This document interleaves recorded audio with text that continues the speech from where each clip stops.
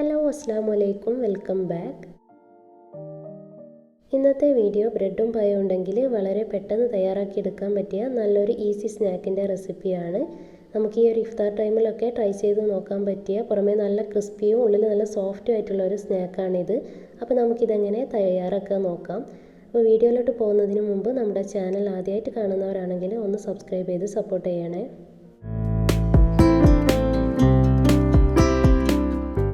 അപ്പോൾ നമ്മുടെ ഈ ഒരു സ്നാക്ക് ഉണ്ടാക്കാൻ വേണ്ടിയിട്ട് 2 നേന്ത്രപ്പഴമാണ് ഞാൻ ഇവിടെ എടുത്തിട്ടുള്ളത്. അധികം പഴുപ്പില്ലാത്ത പഴമാണ് കേട്ടോ വേണ്ടത്. ഇനി ഇതൊന്ന് പുഴുങ്ങാനായിട്ട് മാറ്റി വെക്കാം. ഇനി ഇതുപോലൊരു പാത്രം ഞാൻ അടുപ്പിലോട്ട് വെച്ചിട്ടുണ്ട്. ഇതിലോട്ട് നമുക്ക് 1/2 കപ്പ് തേങ്ങ ചേർത്ത് കൊടുക്കാം. അപ്പോൾ ഈ ഒരു തേങ്ങ നമുക്ക് ചെറുതായിട്ട് ഒന്ന് ചൂടാക്കിയെടുക്കണം. ഇതിലൊരു വെള്ളത്തിൻ്റെ കണ്ടൻറ്റൊക്കെ ഒന്ന് പോയി കിട്ടണം. ഒരുപാട് ഈ ഒരു തേങ്ങയുടെ കളറൊക്കെ ഒന്ന് ചേഞ്ച് ആവുന്നത് വരെ വെയിറ്റ് ചെയ്യേണ്ട, ജസ്റ്റ് ഒന്ന് ചൂടാക്കിയാൽ മാത്രം മതി. ആ ഒരു വെള്ളത്തിൻ്റെ കണ്ടൻറ്റൊക്കെ ഒന്ന് പോയിട്ട് ഒന്ന് ഡ്രൈ ആയി കിട്ടുന്നത് വരെ ഒന്ന് ഇതുപോലെ ഒന്ന് ഇളക്കി കൊടുക്കാം. അപ്പോൾ ഇതിപ്പോൾ ആ ഒരു വെള്ളത്തിൻ്റെ കണ്ടൻറ്റൊക്കെ ഒന്ന് പോയി ജസ്റ്റ് ഒന്ന് ചൂടായി കിട്ടിയിട്ടുണ്ട്. ഇനി നമുക്ക് തീ ഓഫ് ചെയ്തിട്ട് ഇതൊന്ന് ചൂടാറാൻ വേണ്ടി മാറ്റി വെക്കാം. അടുത്തതായി ഇതുപോലൊരു മിക്സിയുടെ ജാർ ഞാൻ എടുത്തു വെച്ചിട്ടുണ്ട്. ഇതിലോട്ട് നമുക്ക് ഒരു 4 ബ്രെഡിൻ്റെ സ്ലൈസാണ് ഞാൻ എടുത്തിട്ടുള്ളത്. ഇതൊന്ന് മുറിച്ചിട്ട് ഇട്ട് കൊടുക്കാം. ഇതൊന്ന് പൊടിച്ചെടുക്കാൻ വേണ്ടിയിട്ടാണ്. അടുത്തതായിട്ട് ഇതിലോട്ട് നമുക്ക് ചേർത്ത് കൊടുക്കേണ്ടത് നമ്മൾ നേരത്തെ ചൂടാക്കി വെച്ചിട്ടുള്ള ആ ഒരു തേങ്ങയാണ്. അപ്പോൾ അതും ഞാൻ ഇതിലോട്ട് ചേർത്ത് കൊടുക്കുന്നുണ്ട്. ഇനി മധുരത്തിന് ആവശ്യമായിട്ടുള്ള പഞ്ചസാര ചേർത്ത് കൊടുക്കാം. ഇതിപ്പോൾ ഒരു 2 ടേബിൾ സ്പൂൺ അളവിൽ പഞ്ചസാരയാണ് ഞാൻ ഇതിലോട്ട് ചേർത്ത് കൊടുക്കുന്നത്. ഇത് പാകത്തിനുള്ളൊരു മധുരമാണ്. അപ്പോൾ നിങ്ങളുടെ മധുരത്തിനനുസരിച്ച് പഞ്ചസാരയുടെ അളവ് കൂട്ടുകയോ കുറയ്ക്കുകയോ ഒക്കെ ചെയ്യാം. ഇനി ഇതൊന്ന് പൊടിച്ചെടുത്തിട്ട് വരാം. അപ്പോൾ അത് ഞാനിവിടെ പൊടിച്ച് മാറ്റി വെച്ചിട്ടുണ്ട്. ഇനി നമ്മൾ നേരത്തെ പുഴുങ്ങാൻ വെച്ചിട്ടുള്ള ഒരു പഴമൊക്കെ നന്നായിട്ടൊന്ന് വെന്ത് കിട്ടിയിട്ടുണ്ട്. ഒരു 2-3 മിനിറ്റ് ഒന്ന് ആവിയിലൊന്ന് വേവിച്ചെടുത്താൽ മതി.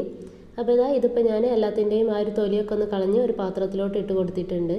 ഇനി നമ്മൾ ഇതൊന്ന് നന്നായിട്ടൊന്ന് ഉടച്ചെടുക്കണം. ഒരു സ്പൂണോ ഫോർക്കോ അല്ലെങ്കിൽ ഒരു മാഷറോ ഉപയോഗിച്ചിട്ട് നന്നായിട്ട് തന്നെ ഒന്ന് കട്ടകളില്ലാതെ ഉടച്ചെടുക്കണം. ഇതിപ്പോൾ ഞാനിവിടെ നന്നായിട്ട് തന്നെ ഒന്ന് ഉടച്ചെടുത്തിട്ടുണ്ട്. ഇനി നമുക്ക് ഇതിലോട്ട് നമ്മൾ നേരത്തെ പൊടിച്ച് വെച്ചിട്ടുള്ള ഒരു ബ്രെഡും തേങ്ങയും ഇട്ട് കൊടുക്കാം. ഇതുപോലെ ഇട്ട് കൊടുത്തതിന് ശേഷം ഇനി നമുക്ക് ഇതിലോട്ട് ചേർത്ത് കൊടുക്കേണ്ടത് ഒരു 1/4 ടീസ്പൂൺ അളവിൽ ഏലക്കാപ്പൊടിയാണ്. അപ്പോൾ അതും ഞാൻ ഇതിലോട്ട് ചേർത്ത് കൊടുക്കുന്നുണ്ട്. പിന്നെ ഞാൻ ഇതിലോട്ട് കുറച്ച് കാഷ്യൂനട്ട് ഒന്ന് ചെറുതായിട്ട് കട്ട് ചെയ്ത് ചേർത്ത് കൊടുക്കുന്നുണ്ട്. ഇതൊന്നും ചേർത്ത് കൊടുത്തില്ലെങ്കിലും കുഴപ്പമില്ല, കയ്യിലുണ്ടെങ്കിൽ ചേർത്ത് കൊടുത്തോളി, ഒന്നുകൂടെ നല്ല ടേസ്റ്റ് ആയിരിക്കും. ഇനി ഇതെല്ലാം കൂടെ നമുക്ക് കൈവച്ചിട്ട് നന്നായിട്ട് തന്നെ ഒന്ന് കുഴച്ചെടുക്കാം. വളരെ പെട്ടെന്ന് തയ്യാറാക്കിയെടുക്കാൻ പറ്റുന്ന ഒരു സ്നാക്കാണ് കേട്ടോ ഇത്. നിങ്ങൾ എന്തായാലും ട്രൈ ചെയ്ത് നോക്കണം. നിങ്ങളെടുക്കുന്ന പഴത്തിൻ്റെ പഴുപ്പിനനുസരിച്ചിട്ട് ഇതിലോട്ട് ബ്രെഡിൻ്റെ അളവ് നമുക്ക് കൂട്ടുകയോ കുറയ്ക്കുകയോ ചെയ്യാം. ഞാനിപ്പോൾ ഇതിലോട്ട് ഒരു 2 ബ്രെഡ് കൂടി പൊടിച്ചത് ചേർത്ത് കൊടുത്തിട്ടുണ്ട്, നന്നായിട്ടൊന്ന് ലൂസായ പോലെ തോന്നിയപ്പോൾ. അപ്പോൾ ഈ ഒരു കൺസിസ്റ്റൻസിയിൽ നമുക്ക് കിട്ടണം, നമുക്കൊന്ന് ഷേപ്പാക്കി എടുക്കാൻ പറ്റുന്ന ഒരു രീതിയിൽ കിട്ടണം. ഇനി നമുക്ക് ഇതൊരു 10 മിനിറ്റ് ഒന്ന് റെസ്റ്റ് ചെയ്യാൻ വേണ്ടി വെക്കാം.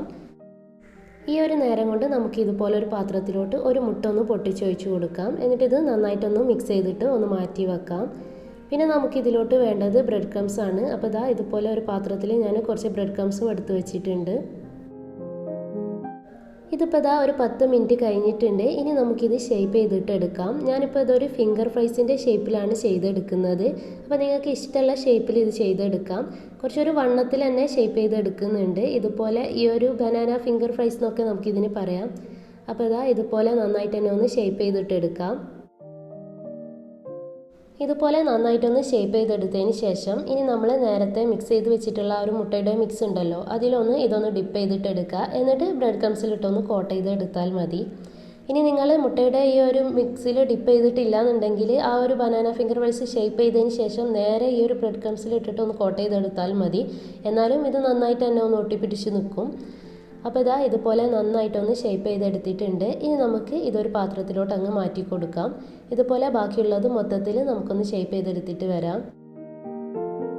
ഈ ഒരു സ്നാക്ക് നമുക്ക് ബ്രെഡ് ക്രംസിൽ ഇതുപോലെ ഒന്ന് കോട്ട് ചെയ്തതിന് ശേഷം ഫ്രീസറിൽ സ്റ്റോർ ചെയ്ത് വെക്കാനും പറ്റും കേട്ടോ. അപ്പോൾ അടുത്തതും ഞാൻ ഇതുപോലെ ഒന്ന് ഷേപ്പ് ചെയ്തെടുക്കുന്നുണ്ട്. പിന്നെ നിങ്ങൾ ഈ ഒരു വീഡിയോ കണ്ടുകൊണ്ടിരിക്കുന്ന സമയത്ത് നിങ്ങൾക്ക് ഇഷ്ടപ്പെടുവാണെങ്കിൽ ലൈക്ക് ചെയ്യാൻ മറക്കരുത്. അപ്പോൾ എല്ലാം തന്നെ ഞാൻ ഇതുപോലെ ഒന്ന് ഷേപ്പ് ചെയ്തെടുത്തിട്ടുണ്ട്.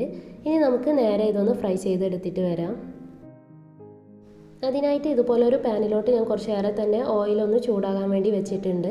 ഓയിൽ നന്നായിട്ടൊന്ന് ചൂടായി വരുന്ന സമയത്ത് നമ്മുടെ ഓരോ ബനാന ഫിംഗർ ഫ്രൈസും ഇതിലോട്ട് ഇട്ട് കൊടുത്തിട്ട് നമുക്കൊന്ന് ഫ്രൈ ചെയ്തിട്ട് എടുക്കാം. തീ ഒരുപാട് കുറച്ച് വെക്കരുത്, അങ്ങനെ ആകുമ്പോൾ ഈ ഒരു ബ്രെഡൊക്കെ നന്നായിട്ട് എണ്ണ കുടിക്കും. ഒരു മീഡിയം ടു ഹൈ ഫ്ലെയിമിലിട്ടിട്ട് ഒന്ന് ഫ്രൈ ചെയ്തെടുത്താൽ മതി. തീ കൂട്ടി വെക്കും ചെയ്യരുത്, അങ്ങനെ ആകുമ്പോൾ വളരെ പെട്ടെന്ന് കളറ് മാറിപ്പോവും. അപ്പോൾ ഇതാ ഒരു മീഡിയം ടു ഹൈ ഫ്ലെയിമിലിട്ടിട്ട് തിരിച്ചും മറിച്ചിട്ടിട്ട് നന്നായിട്ട് തന്നെ ഒന്ന് ഫ്രൈ ചെയ്തിട്ട് എടുക്കാം. എന്നിട്ട് ഒരു ഗോൾഡൻ ബ്രൗൺ കളർ ആവുന്ന സമയത്ത് നമുക്കിത് എണ്ണയിൽ നിന്നും കോരി മാറ്റാം.